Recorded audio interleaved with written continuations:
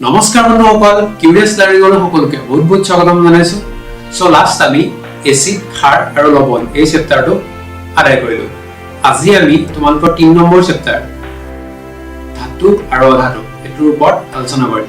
So mainly আজি আমি ধাতুৰ ধৰ্ম কথা আলোচনা কৰিম। সো গাইজ এখিনটা আৰু এটা কথা, তোমালোকে পাৰিলে ভিডিওখিনি শেয়াৰ কৰা, কাৰণ ভিডিওখিনি তোমালোকৰ নিচিনা ষ্টুডেণ্টৰ কাৰণে, ঠিক আছে। সো ভিডিওটোৰ ৰেঞ্জটো যদি বাঢ়ি যায় ন, সুবিধাটো আমাৰে। আৰু মই বনাইছো কেলে তোমালোকৰ কাৰণে বনাইছো ন, যেতিয়া বেছি ষ্টুডেণ্টে পাব তেতিয়াও মই নিজকে সফল বুলি ভাবিম। সো আশা কৰিছো তোমালোকে ভিডিওটো অন্ততঃ যদি হেল্পফুল লাগিছে শেয়াৰ কৰিবা। সো আৰু বেছি দেৰি নকৰো, লেটস ৰোল দ্য ইন্ট্ৰো।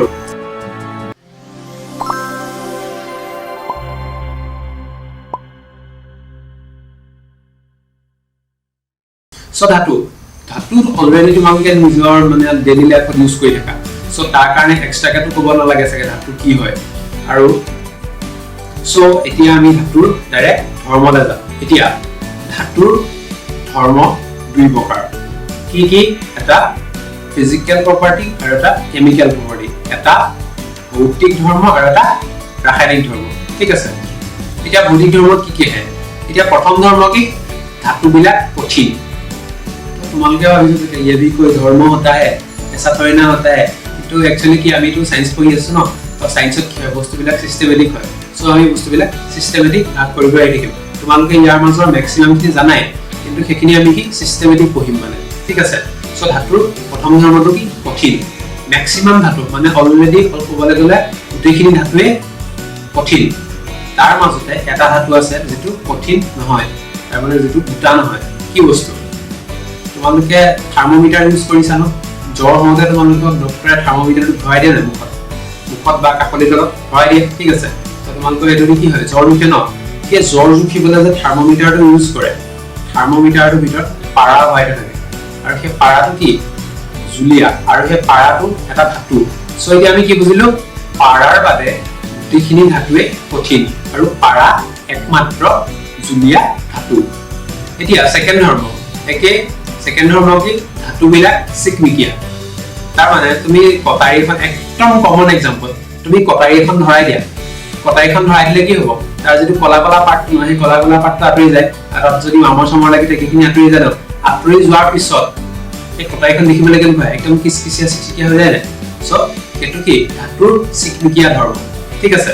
এতিয়া নেক্সট ধৰ্ম কি? ধাত সহনীয়। ধাতুবিলাক ধাত সহনীয়। এতিয়া ধাত সহনীয় মানে কি?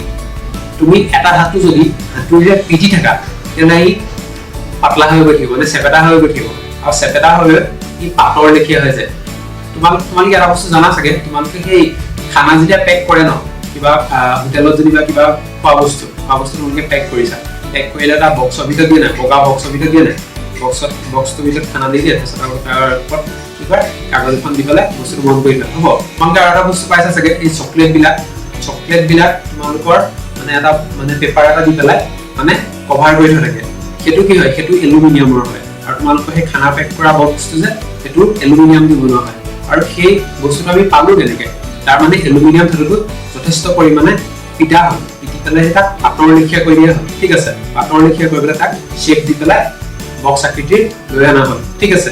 আৰু এইটো কেনেকে কৰিব পাৰিলো আমি? ধাতুৰ ধাত সহনীয় ধৰ্মটোৰ কাৰণে। এতিয়া নেক্সট ধৰ্ম নমনীয়তা। নমনীয়তা কি বস্তু?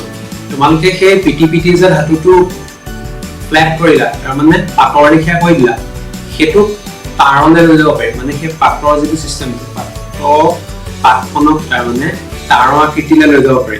আৰু সেই যিটো ধৰ্ম সেইটোকে কোৱা হয় নমনীয়তা। এতিয়া সেই নমনীয়তা ধৰ্মটোৰ কাৰণে আমি কি কৰিব পাৰোঁ? আমি ইলেক্ট্ৰিচিটিৰ যিবিলাক তাঁৰ, সেইবিলাকতো আমি ধাতুৰ তাঁৰ ইউজ কৰোঁ ন, থৈ না কাঠৰ তাঁৰ ইউজ কৰোঁ। কাঠৰ তাঁৰ গম পাইছা নহয়? সো কাঠৰ তাঁৰ ইউজ নকৰোঁ আমি, কি প্লাষ্টিকৰ তাঁৰ ইউজ নকৰোঁ আমি, কিহৰ কৰোঁ? ধাতুৰ তাঁৰ, ঠিক আছে। ইয়াৰ পিছত আহিলে আমাৰ নেক্সট ধৰ্ম পৰিবাহিতা। ধাতুবিলাক তাপ আৰু বিদ্যুতৰ সুপৰিবাহী। এতিয়া আমি কাঠৰ তাঁৰ কিয় ইউজ নকৰোঁ? এক নম্বৰটো বনাবলৈ অসুবিধা হ'ব, এইটো দেখা দেখি কথা ন। বা চুক্তি ৰছী কেলে ইউজ নকৰোঁ? দেখা দেখি কথা ন। তাৰ মাজতে ইলেক্ট্ৰিচিটি পাৰ হয় সেইকাৰণে। এতিয়া ধাতুৰ মাজতে কি হয়? ইলেক্ট্ৰিচিটি পাৰ হয়, তাৰমানে কাৰেণ্ট পাৰ হৈ যায়, ঠিক আছে। আৰু সেইকাৰণে আমি কি কৰোঁ? ইলেক্ট্ৰিকৰ এপ্লায়েন্স বিলাকত আমি ধাতুৰ মানে সা সৰঞ্জামবিলাক ব্যৱহাৰ কৰোঁ, ঠিক আছে।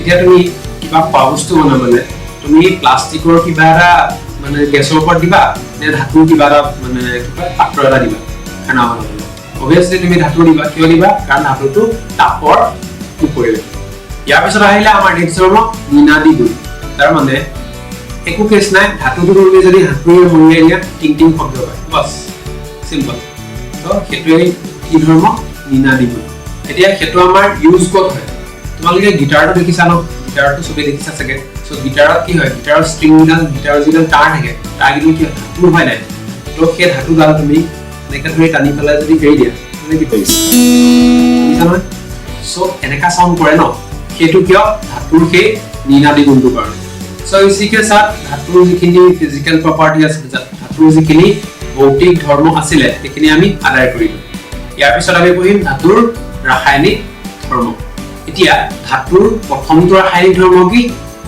ধাতুবোৰ বায়ুৰ সংস্পৰ্শত দহন কৰিলে কি হয় ধাতব অক্সাইড উৎপন্ন হয় উদাহৰণস্বৰূপে আমি যে সেই চেপ্টাৰ 1 তাৰ মানে ৰাসায়নিক বিক্ৰিয়া আৰু সমীকৰণ চেপ্টাৰত তাত আমি কি পঢ়িছিলো মেগনেছিয়ামৰ পিটাডাল যেতিয়া জ্বলাই দিয়া হয় তেতিয়া হলে কি উৎপন্ন হয় মেগনেছিয়াম অক্সাইড উৎপন্ন হয় সো মেগনেছিয়াম এটা ধাতু ঠিক আছে ঠিক একেদৰে কপাৰ তুমি যেতিয়া মানে গৰম কৰিবা তাৰ মানে কপাৰ গৰম কৰা মানে কি তাৰ লগত অক্সিজেন যোগ কৰা ঠিক আছে তো কি উৎপন্ন হয় copper oxide CuO okay Cu + O it gives CuO মানে কপাৰ অক্সাইড ঠিক আছে ঠিক একেদৰে এলুমিনিয়ামটো তুমি যদি বায়ুৰ পৰিৱেশত উত্তপ্ত কৰা তাৰ মানে কি হ'ব তাত এলুমিনিয়ামৰ লগত অক্সিজেন যোগ হ'ব তেতিয়া কি উৎপন্ন হ'ব এলুমিনিয়াম অক্সাইড ঠিক আছে তাৰ মানে মেইন ফ্ৰেমটো কি ধাতু প্লাস অক্সিজেন it gives ধাতব অক্সাইড ঠিক আছে এতিয়া আমি এসিড ক্ষাৰ লৱণ চেপ্টাৰত কি পাইছিলো ধাতব অক্সাইডবোৰ স্লাইটলি ক্ষাৰকীয় ঠিক আছে কিন্তু কি হয় কিছুমান ধাতুৱে আম্লিক ধৰ্ম দেখায় বা ক্ষাৰকীয় ধৰ্ম দেখায় মানে এটি স্লাইটলি ক্ষাৰকীয় আৰু স্লাইটলি আম্লিক ঠিক আছে আৰু এনেকুৱা যিবিলাক ধাতব অক্সাইড হেতক কোৱা হয় উভমুখী ধাতব অক্সাইড আৰু এনেকুৱা ধৰ্মৰ বিলাক জুনে জুনে দেখায় মানে তাহাঁতক কোৱা হয় উভধৰ্মী অক্সাইড এতিয়া আৰু এটা কথা এতিয়া এই উভধৰ্মী যিবিলাক ধাতব অক্সাইড এটি কি কৰে এসিড আৰু ক্ষাৰ এতৰ লগত মিলি পেলাই লৱণ আৰু পানী উৎপন্ন কৰে উদাহৰণত তোমালোকে দেখিছা এলুমিনিয়াম অক্সাইডে হাইড্ৰক্লোৰিক এসিডৰ লগত বিক্ৰিয়া কৰি কি উৎপন্ন কৰে এলুমিনিয়াম ক্লোৰাইড আৰু পানী তাৰ মানে লৱণ আৰু পানী ঠিক একেদৰে এলুমিনিয়াম অক্সাইডে আকৌ সোডিয়াম হাইড্ৰক্সাইডৰ লগত বিক্ৰিয়া কৰি সোডিয়াম এলুমিনেট আৰু পানী উৎপন্ন কৰে তাৰ মানে লৱণ আৰু পানী উৎপন্ন কৰে ঠিক আছে এতিয়া সৰভাগ ধাতব অক্সাইডে পানীৰ লগত বিক্ৰিয়া নকৰে কিন্তু তাৰ মাজতো কিছুমান আছে যিবিলাকে কৰে এতিয়া সোডিয়াম অক্সাইড আৰু পটাছিয়াম অক্সাইড এটি পানীৰ লগত বিক্ৰিয়া কৰি ক্ষাৰ উৎপন্ন কৰে তাৰ মানে পটাছিয়াম অক্সাইডে পানীৰ লগত বিক্ৰিয়া কৰি পটাছিয়াম হাইড্ৰক্সাইড উৎপন্ন কৰে আৰু সোডিয়াম অক্সাইডে পানীৰ লগত বিক্ৰিয়া কৰি সোডিয়াম হাইড্ৰক্সাইড উৎপন্ন কৰে আৰু সোডিয়াম হাইড্ৰক্সাইড আৰু পটাছিয়াম হাইড্ৰক্সাইড কি ক্ষাৰ নহয় এতিয়া যিবিলাক সক্ৰিয় ধাতু যেনে সোডিয়াম পটাছিয়াম এইবিলাক কি হয় এইবিলাক যেতিয়া বায়ুৰ সংস্পৰ্শত আহে তেতিয়া কি হয় এটি বায়ুৰ লগত লগালগ বিক্ৰিয়া কৰিবলৈ আৰম্ভ কৰে এটি সক্ৰিয় ন সো এটি বিক্ৰিয়াবিলাক ফাস্ট কৰিবলৈ ঠিক আছে এহঁতক তুমি মুকলিকে এৰি দিয়া এটি বিক্ৰিয়া কৰি কৰি মানে এহঁতৰ সাইজটো কমি কমি গৈ থাকিব তাৰ মানে বায়ুৰ লগত বিক্ৰিয়া কৰিবলৈ অক্সাইড উৎপন্ন কৰিব ন সো এহঁতৰ সাইজটো কমি কমি আহি থাকে সেইকাৰণে এই বিক্ৰিয়াটো ৰোধ কৰিবৰ কাৰণে কি কৰে এহঁতক কেৰাচিনৰ ভিতৰত ভৰাই থোৱা হয়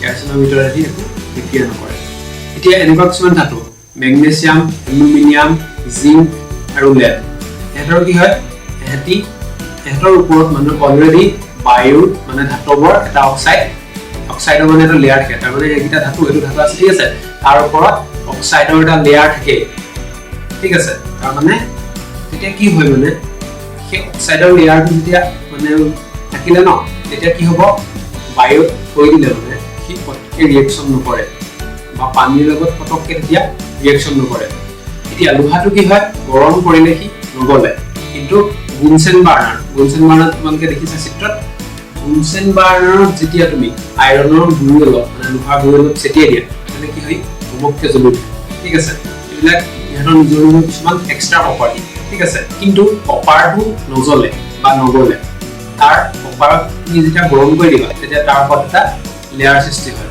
ঠিক আছে কপাৰ অক্সাইডৰ এটা লেয়াৰ সৃষ্টি হৈ যায় আৰু ইয়াৰ কালাৰ কলা হয় তো এখিনি বেলেগ বেলেগ ধাতুৰ কিছুমান ধৰ্ম আছে এতিয়া ধাতুৱে এতিয়া নেক্সট ধৰ্ম ধাতুৱে যদি পানীৰ লগত বিক্ৰিয়া কৰে তেতিয়া কি হ'ব ধাতুৱে যদি পানীৰ লগত বিক্ৰিয়া কৰে তাৰ মানে তুমি ধাতু এটা যদি পানীৰ লগত মিক্স কৰি দিয়া তেতিয়া কি হ'ব প্ৰথমতে ধাতুৰ অক্সাইড উৎপন্ন হ'ব ঠিক আছে তাৰ পিছত সেই ধাতুৰ অক্সাইডটো ক'ত থাকিব পানীতে থাকিব তো সেই ধাতুৰ অক্সাইডটো আকৌ সেই পানীখিনিৰ লগত বিক্ৰিয়া কৰি পেলাই ধাতুটোৰ হাইড্ৰক্সাইড উৎপন্ন কৰে উদাহৰণ লৈ একদম কমন এক্সাম্পল লোহাটো পানীত দিলে কি হ'ব মামৰ ধৰিব নাই একদম সেম সেই মামৰটো কি অক্সাইড আৰু সেই মামৰটো কি আইৰণৰ অক্সাইড এতিয়া সোডিয়াম আৰু পটাছিয়াম অলপ বেলেগ মানে হেতি চবৰে পৰা অকণ বেলেগ হয় ঠিক আছে হেতি কি কৰে ঠাণ্ডা পানীৰ লগত বহুত মানে ফাষ্ট বিক্ৰিয়া কৰে বহুত মানে জোৰছে ৰিয়েকচন হয় তুমি একদম মোৰ ৰিয়েল লাইফ এক্সাম্পল মই নিজে কৰি পাইছো সোডিয়াম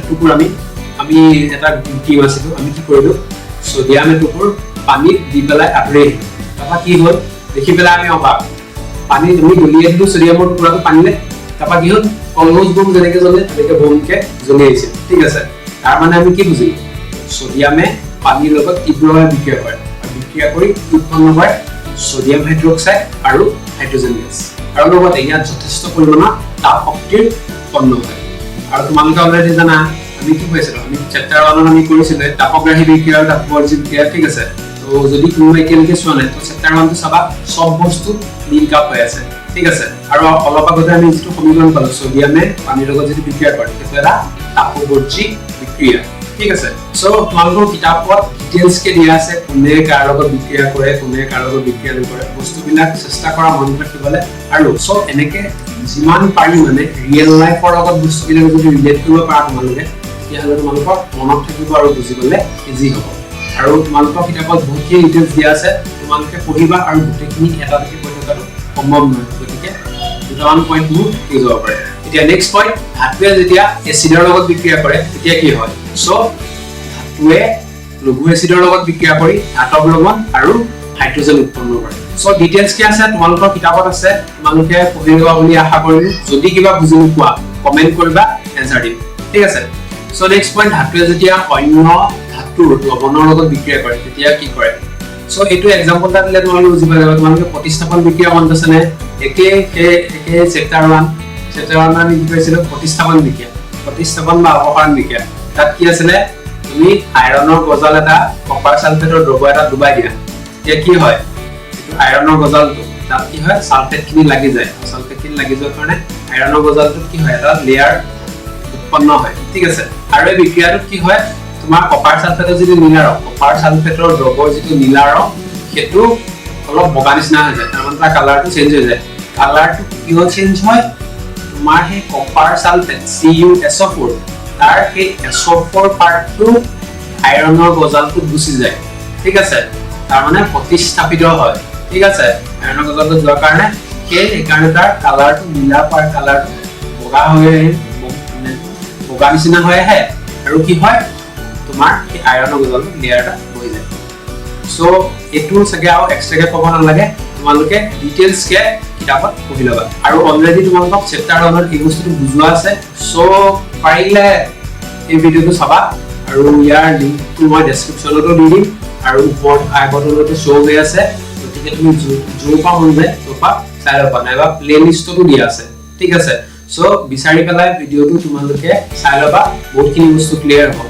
আৰু আগৰখিনি নাজানিলে এইখিনি অকমান বুজিব তোমালোকে প্ৰব্লেম হ'ব সো নেক্সট ধৰ্ম ধাতুৱে যেতিয়া আধাতুৰ লগত বিক্ৰিয়া কৰে তেতিয়া কি হয় এই যেতিয়া ধাতুৱে আধাতুৰ লগত বিক্ৰিয়া কৰে তেতিয়া কি হয় আয়নিক যৌগ উৎপন্ন হয় ঠিক আছে সো আয়নিক যৌগৰ কথা অলপ তোমালোকে যদি জানিব বিচাৰিছা তেতিয়া হলে আৰু অলপ বেছিকে এটা কোৱা আছে আয়নীয় বন্ধনী তাৰছত অজীৱাননী কি হয় আয়ন কি হয় এই বস্তুটো হোৱাট ইজ আয়ন নামৰ যিটো ভিডিও আছিলে এই ভিডিওটো তোমালোকে পাই যাবা ঠিক আছে সো ইয়াৰ লিংকটো মই ডেসক্ৰিপচনত দি দিম ওপৰত আই বটনতো শো হৈ আছে তোমালোকে যোপা মন যায় চাই লবা নাইবা তোমালোকে প্লেলিষ্ট চেক কৰিলো এই চেনেলটোৰ প্লেলিষ্টত যদি তোমালোকে চেক কৰা তেতিয়াহ'লে ভিডিওটো পাই যাবা আৰু ভিডিওটো চাবা যদি বুজি নোপোৱা তেতিয়া সুধিবা সো গাইজ আজিলে ইমানে ধাতু আৰু অধাতু চেপ্টাৰৰ এটো আছিল পাৰ্ট 1 পাৰ্ট 2 টো অতি সোনকালে আমি এই চেনেলটোতে আপলোড কৰিম সো যদি ভিডিওটো ভাল লাগিছে লাইক কৰা